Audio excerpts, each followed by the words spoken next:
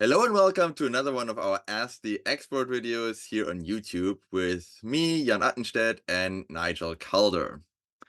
Today we have a question again related to diesel engines, and the question is the following.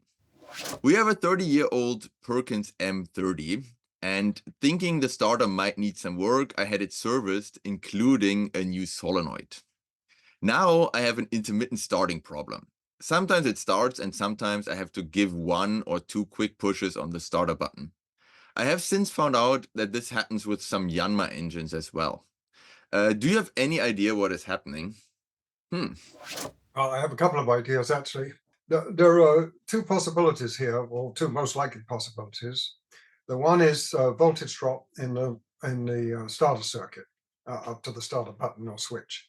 It's not uncommon for the wiring to be pretty marginally sized, and then when you go to crank the engine, you get voltage drop, and then the solenoid will click in, and then the load of the solenoid will drop the voltage even more, and it'll click out again, and you'll sometimes hear it clicking in and out. And especially if the battery is somewhat discharged or it's aging, so we've got a loss of voltage at the battery as well. So that's one possibility.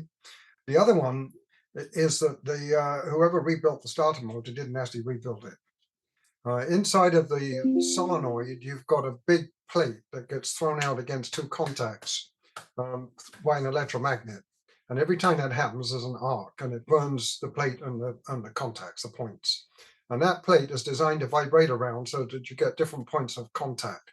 And if you get these intermittent cranking problems where you try to crank and it doesn't start, and you try again and you try again and then it cranks, what's happening is that plate is vibrating around until we get an unburned or relatively unburned bit of metal and it makes a good connection. And then the engine fires up. So there are two possibilities here. One is undersized wiring or voltage drop through poor connections in the cranking circuit. And the other one is this burning of the points inside of the solenoid, which did not get rebuilt. They made me rebuild the starter motor, but ignore the solenoid. And that solenoid is a much more likely cause of problems, incidentally, than the starter motor itself. And most of these solenoids on older starter motors, we can rebuild ourselves.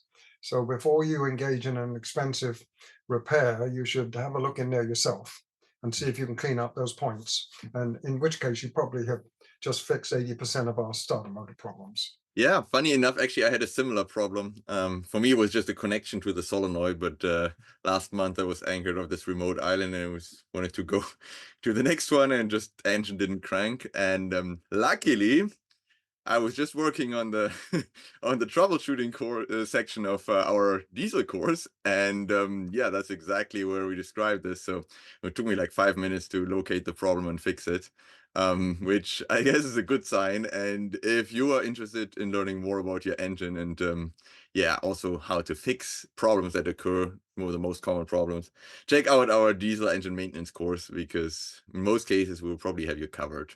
Yeah, thanks, Nigel. And we hope to see you soon for the next session of Ask the Expert here on YouTube.